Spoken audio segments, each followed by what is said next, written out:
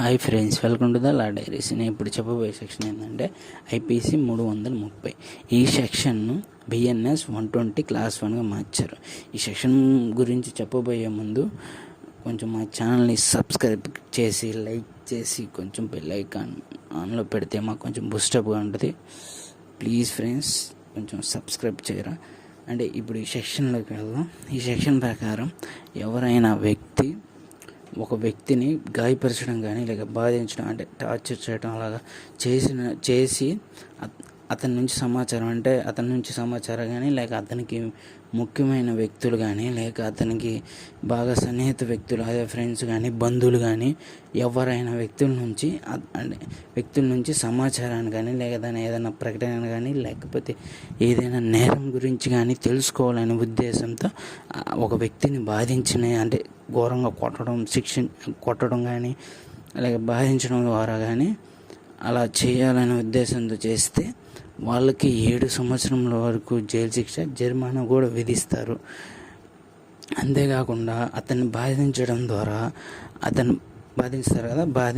వల్ల ఏదైనా ఆస్తిని పొందాలని కానీ లేక ఏదైనా విలువైన వస్తువుని పొందాలని కానీ బాధిస్తే, అంతేకాకుండా ఇప్పుడు మామూలుగా బాధించడం వల్ల అతని నుంచి ఏదైనా ఆస్తిని పొందటం ఇలాంటివన్నీ సొంత ప్రయోజనాల కోసం అతన్ని బాధిస్తే అతనికి ఈ శిక్ష వర్తిస్తుంది. అంటే ఈ శిక్ష అంటే 7 సంవత్సరముల జైలు శిక్ష, జరిమానా కూడా విధిస్తారు. ఎగ్జాంపుల్ కోసం జడ్ అనే వ్యక్తిని అతని నేరం ఒప్పుకోమని అనే పోలీస్ అధికారి అతన్ని తీవ్రంగా గాయపరిచారు. దానికి కూడా ఈ సెక్షన్ అమలు పరుస్తుంది. అంటే ఈ సెక్షన్ సిమిలారిటీ 7 years జైలు శిక్ష అండ్ జరిమానా కూడా విధిస్తారు.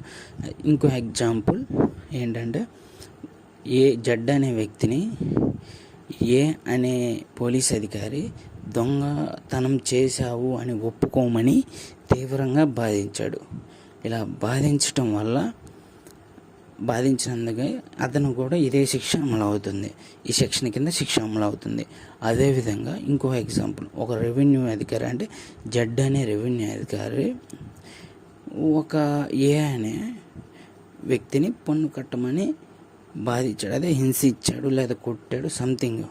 అలా చేస్తే అతను కూడా ఇదే శిక్ష అమలు అవుతుంది. అంటే ఈ సెక్షన్ ప్రకారమే శిక్ష అమలు అవుతుంది.